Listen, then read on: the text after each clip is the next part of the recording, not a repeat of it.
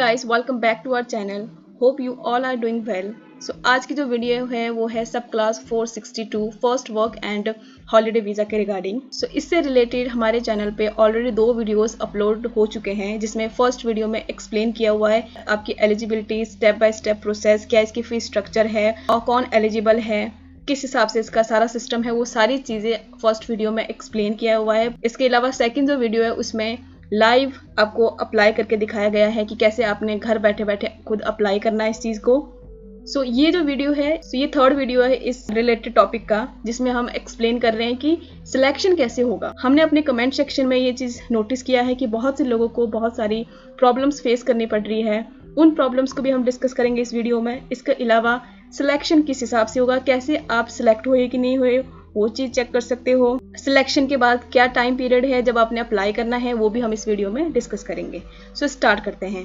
तो सबसे पहली बात ये है कि जो सिलेक्शन इसका स्टार्ट होना था वो हो चुका है। 14 अक्टूबर से इसकी जो सिलेक्शन है वो शुरू हो चुकी है। इसके रजिस्ट्रेशन पीरियड अभी भी ओपन है। इसके रजिस्ट्रेशन जो पीरियड था वो 1 अक्टूबर से स्टार्ट होके 31 अक्टूबर तक है। तो अगर आप में से अभी भी कुछ लोग अप्लाई करना चाहते हैं तो आपके पास अभी भी टाइम है। अभी आपके पास 16 डेज हैं, अभी आप अप्लाई कर सकते हो। इसके अलावा जो इसका सिलेक्शन पीरियड है वो भी इन्होंने यहाँ एक्सप्लेन किया हुआ है। जो इंडिया में जो सिलेक्शन टाइमिंग स्टार्ट है वो 14 अक्टूबर से है, यानी कि कल से ही स्टार्ट हो चुका है। और जो ये सिलेक्शन इन्होंने उठानी है वो 30 अप्रैल 2025 तक इन्होंने ये चीज़ उठानी है। तो आपको कोई टेंशन लेने की ज़रूरत नहीं, आप आराम से बैठ के वेट कर सकते हो। अच्छा, अब आपने चेक कैसे करना है हम वो देखते हैं।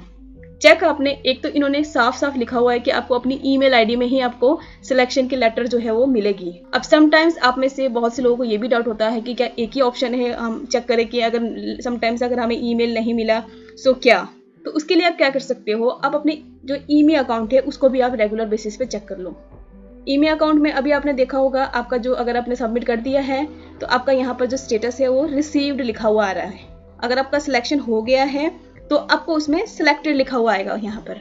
तो 2 मेथड से चेक करने का, एक तो आपने ईमेल आईडी चेक करना रेगुलर बेसिस पे, दूसरा आप ईमेल अकाउंट भी चेक कर सकते हो। बट याद रखना है आपको जो लेटर है वो ईमेल अकाउंट में नहीं आएगा, आपको ईमेल में ही आएगा। इसलिए आपने ईमेल भी चेक करते रहना है क्योंकि मेन आपका वहीं आएगा। बट ये कि आप अपने कंफर्मेशन के लिए, आप अपनी श्योरिटी के लिए आप दोनों ही चीज़ चेक कर सकते हो, अपनी ईमेल आईडी भी और ईमेल अकाउंट भी। इसके अलावा अगर आप सिलेक्ट होते हो तो आपके पास 28 डेज है अपनी फाइल को एम्बेसी में सबमिट करने की। इसमें क्या डॉक्यूमेंटेशन लगती है वो सारा आपको फर्स्ट वीडियो में मिल जाएगा, उसमें सारी चीज़ें एक्सप्लेन की है। उसके अलावा भी अगर आपको कुछ भी क्वेरीज होती हैं, क्वेश्चंस होती हैं, तो आप कमेंट सेक्शन में हमें लिखें या फिर हमारे सोशल मीडिया प्लेटफॉर्म है, आप वहाँ भी हमें कांटेक्ट कर सकते हो। तो ये थी कुछ सिलेक्शन से रिलेटेड इन्फॉर्मेशन। इसके अलावा अब हम ये देखते हैं जो लोग फाइल अप्लाई कर रहे हैं उन लोगों को क्या क्या दिक्कत आ रही है। तो जितना हमें समझ आया है कमेंट सेक्शन से बहुत से लोगों को जो दिक्कत आ रही है वो आ रही है उनके सरनेम में। कि हमारे पासपोर्ट में, एग्जाम्पल के लिए हम एक पासपोर्ट ले रहे हैं, लेट्स सपोज कि ये आपका पासपोर्ट का फ्रंट पेज है। अब इसमें आप देख पा रहे हो इस पर्सन का सरनेम में कुछ भी नहीं है, ब्लैंक है। बट जो नाम है वो सारा का सारा गिवन नेम में दिया हुआ है। मतलब जो तेजिंदर सिंह है वो गिवन नेम है उसका, इसका सरनेम कुछ नहीं है। तो आप में से बहुत से लोगों के भी सेम दिक्कत आ रही है। तो ऐसे में आपने करना क्या है, तो आप यहाँ पर देख रहे हो तो आपको यहाँ पर ना सरनेम की जगह फैमिली नेम लिखा हुआ आता है।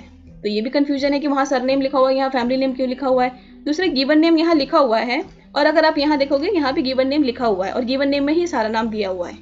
बट आपने यहाँ क्या करना है, आपने जो भी यहाँ नाम दिया हुआ, जैसे तेजिंदर सिंह है तो आपने अपना सारा नाम जो है वो फैमिली नेम में लिखना है। गिवन नेम आपने ब्लैंक छोड़ना है। क्या करना है, आपने गिवन नेम ब्लैंक छोड़ना है। इस चीज को आप ऐसे भी देख सकते हो, यहाँ आपको ना एक पेज का लिंक दे रखा है।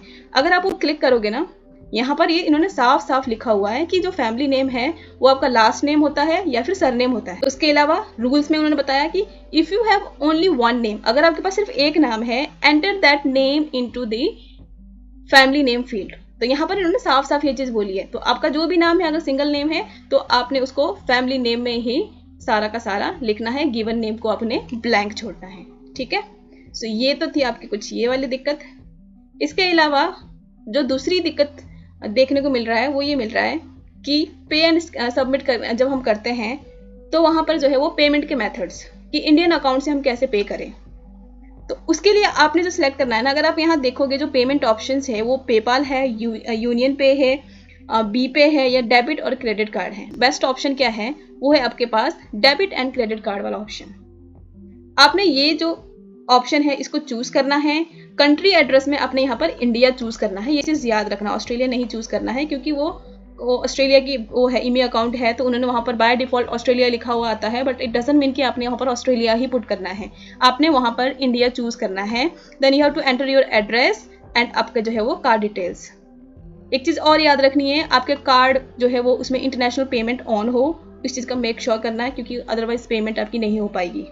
सो ये थी कुछ डिटेल्स जो आपको ईमेल अकाउंट के टाइम जब अपने फाइल क्रिएट कर रहे हो आप, तो आपको शायद इन चीज़ों को फेस करना पड़ रहा है।